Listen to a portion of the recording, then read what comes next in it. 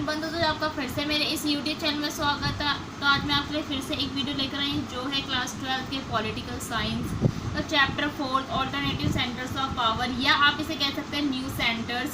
तो गाइज हमने पार्ट 1 में क्या पढ़ा था? पार्ट 1 में हमने जाना था न्यू सेंटर्स को हमने डिफाइन करा था, यूरोपियन यूनियन के बारे में पढ़ा था। इस पार्ट 2 में आज हम जानेंगे आसियान के बारे में। तो गाइज हम अपनी वीडियो को स्टार्ट करते हैं, अपने पार्ट 2 को स्टार्ट करते हैं without any ado. Let's started. तो गाइज आज हमने पढ़ने जा रहे हैं आसियान। अब पहले तो आपके मन में क्वेश्चन आ गया होगा, भाई आसियान होता क्या है, आसियान की फुल फॉर्म क्या है, कब बना, क्या है, कैसा है। जितने भी क्वेश्चन है इस वीडियो के एंड में सॉर्ट आउट हो जाएंगे। स्टार्ट करते हैं वीडियो को। ASEAN stands for association of south east Asian nation. तो गाइज आसियान की जो फुल फॉर्म है यही है, association of south east Asian Nations. अब ये कब इस्टेब्लिश्ड हुआ? ये 5 कंट्री के थ्रू इस्टेब्लिश हुआ था। वो और क्या कहते हैं, 5 कंट्री के थ्रू इस्टेब्लिश हुआ था। 1967 में ये इस्टेब्लिश हुआ था। अब वो 5 कंट्री कौन सी थी? Indonesia, Malaysia, Philippines, Singapore, Thailand.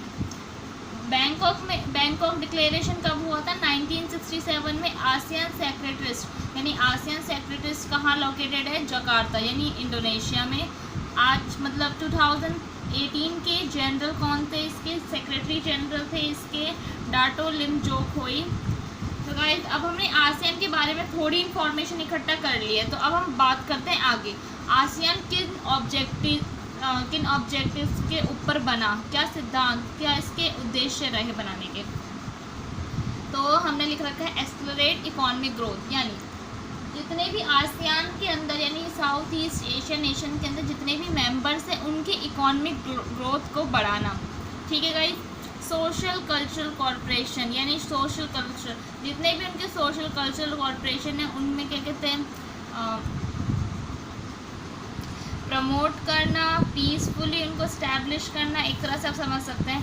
Regional piece and stability, यानी होती है ना एक बॉर्डर वॉर जो होती है, उनको हटाकर बॉर्डर्स को ना यूज़ करना, और पीस को, कंट्रीज़ ने पीस को स्टैब्लिश करना विदाउट एनी बॉर्डर। ठीक है। अब बात करते हैं आसियान फ्लैग की। तो गाइज आसियान फ्लैग के बारे में जानने से पहले मैं आपको आसियान फ्लैग दिखा देती हूँ। ये रहा आपकी स्क्रीन पर। तो आप देख रहे होंगे आसियान फ्लैग को। आसियान फ्लैग में 10 स्टॉक्स ऑफ पैडी के हैं। 10 स्टॉक्स ऑफ पैडी यानी राइस के 10 स्टॉक्स है। अब ये आसियान फ्लैग रिप्रेजेंट क्या करता है? आसियान फ्लैग रिप्रेजेंट करता है फ्रेंडशिप को, यानी जितने भी उसके अंदर मेंबर्स हैं साउथ ईस्ट एशियन नेशंस के अंदर, उन सब में फ्रेंडशिप हो, भाईचारा हो, सॉलिडिटी हो। ठीक है, समझ गए होंगे अब आप। आसियान वे, ये इंपॉर्टेंट है। आसियान वे क्या है? Avoiding informal confrontation and corporative style of working, यानी लड़ाई झगड़े को अवॉइड करके, दंगे फसाद को अवॉइड करके एक सही ढंग से एक साथ मिलके काम करना, यानी अपनी ग्रोथ को बढ़ाना। ये समझ गए होंगे। अब बात करते हैं 3 pillars of ASEAN. 3 pillars of ASEAN क्या है? अब आसियान के 3 पिलर्स है। 3 पिलर्स में क्या आता है? अब वो बात कर रहा है अपने वे ऑफ, एक तरह से समझिए तरीका जिसके थ्रू आसियान चल रहा है, एक तरह से आप समझ सकते हैं। अब आसियान के 3 पिलर्स किस किस में डिवाइडेड है? तो बात करते हैं आसियान सिक्योरिटी कम्युनिटी में डिवाइड है, ASEAN economic community, ASEAN socio culture community. ठीक है गाइस, समझ गए होंगे। अब बात करते हैं इसको डिटेल में। आसियान पॉलिटिकल सिक्योरिटी कम्युनिटी का क्या है, इसमें क्या आता है, इसका क्या ऑब्जेक्टिव है, क्या प्रिंसिपल है? तो इसका प्रिंसिपल है to avoid regional confrontation if arise. अगर कोई भी दंगा फसाद अराइज हो जाते हैं, पैदा हो जाते हैं, तो उनको एकदम ही अवॉइड कर देना है, लड़ाई झगड़े में नहीं फंसना है। अब बात करते हैं ASEAN economic community. Economic community में क्या आता है, क्या प्रिंसिपल है? रीजनल इकोनॉमिक इंटीग्रेशन, यानी रीजनल इकोनॉमिक इंटीग्रेशन को रखना। Focused on creating free trade area for investment, labour and services. तो गाइस अब बात करते हैं रीजनल इकोनॉमिक इंटीग्रेशन क्या है और एफटीए पे फोकस करने क्यों कहा जा रहा है। तो रीजनल इकोनॉमिक इंटीग्रेशन से मतलब है कि जो व्यापार होगा ना वो साझा व्यापार होगा, मिलजुल के करा जाएगा व्यापार इन आसियान कंट्रीज़ के बीच में। और एफटीए पे फोकस करने की बात क्यों करी जा रही है? अगर एफटीए पे फोकस करा जाएगा, हाँ, तो फोकस करने से क्या मतलब है, एफटीए पे फोकस करने से मतलब है जो ट्रेड पॉलिसी है इंपोर्ट और एक्सपोर्ट के, चाहे वो गुड हो, लेबर हो, सर्विसेज हो, ये जो है अगर इस पर टैक्स लग जाएगा तो क्या कहते हैं इन कंट्रीज़ के बीच में जो कांटेक्ट है, इकोनॉमिकली कांटेक्ट जो है वो बंद हो जाएगा। इसलिए बोल रहा है फ्री ट्रेड पे फोकस करा जाए और अपने व्यापार को बढ़ाया जाए।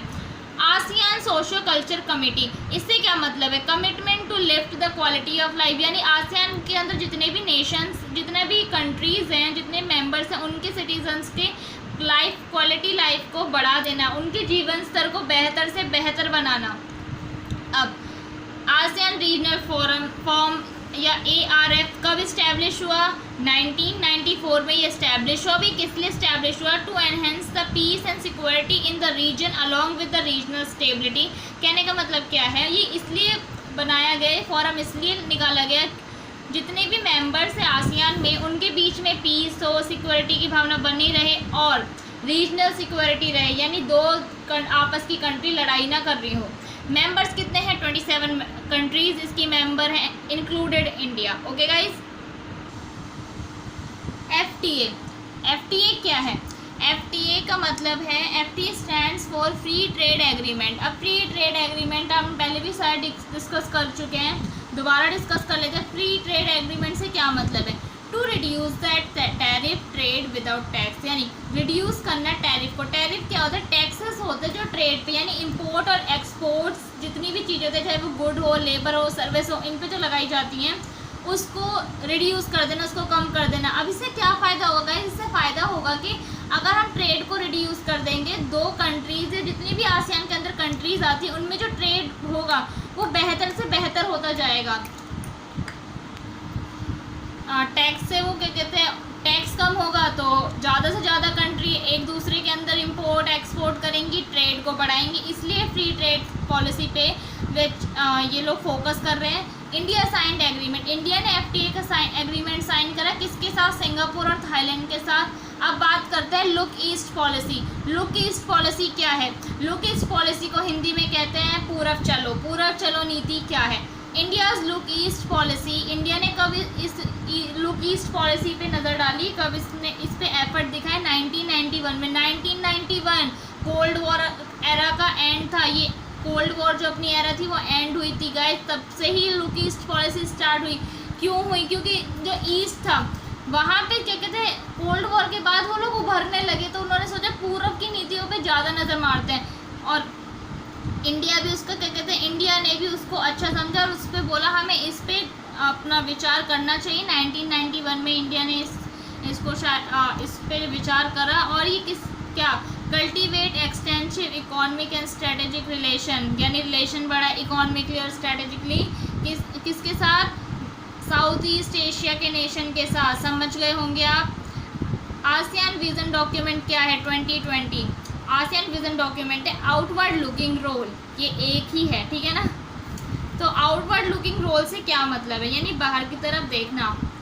अब एनकरेज नेगोशिएशन ओवर कॉन्फ्लिक्ट, यानी लड़ाई झगड़े को छोड़कर उनका विरोध कर हमें बातचीत पे ध्यान रखना है, बातचीत ज़्यादा करनी है लड़ाई झगड़े के बजाय। Meeting annually to discuss corporation, meeting annually to discuss corporation का मतलब क्या है, ज़्यादा से ज़्यादा मीटिंग करनी, जितने आसियान कह रहा है कि हमें मीटिंग करनी है, बातचीत करनी है। ओके। डायलॉग्स विद पार्टनर्स, यानी क्या मतलब है, डायलॉग्स विद पार्टनर से एक दूसरे से बात करनी है, ठीक है ना, समझ गए होंगे। लड़ाई झगड़े को नहीं करना है हमें, एक दूसरे के साथ मीटिंग्स को बढ़ावा दिया है इन्होंने, और डायलॉग्स यानी बातचीत पे ज़्यादा बढ़ावा दिए। तो गाइस आप यहाँ पे समझ गए होंगे पार्ट 2 में आसियान क्या था, आसियान के ऑब्जेक्टिव क्या थे, किन प्रिंसिपल पे थे। मैंने आपको फ्लैग भी दिखा दिया है। इसी टाइम इस पार्ट 2 का यहीं पे एंड हो रहा है। तो गाइस आपको अगर पार्ट 1 आपने अभी तक नहीं देखा है तो आपको आई बटन प्रेस करने पे मिल जाएगा आपको इस चैप्टर का पार्ट 1। होप करते हो आपको मेरी वीडियो पसंद आई हो कि मेरी वीडियो को लाइक करें, मेरे चैनल को सब्सक्राइब करें, बेल आइकन को प्रेस करके मेरे सभी लेटेस्ट नोटिफिकेशन को सबसे पहले देखें, और मुझे कमेंट करके ना बताना भूलें कि आपको मेरी वीडियो कैसी लगी, यानी ऑल्टरनेटिव सेंटर्स ऑफ पावर का पार्ट 2 कैसा लगा, और पार्ट 1 को देखना ना भूलें क्योंकि उसी के बाद ही ये पार्ट 2 स्टार्ट है। तो पार्ट 1 पे ज़्यादा फोकस करना instead of focusing part 2। Thank you guys, good bye.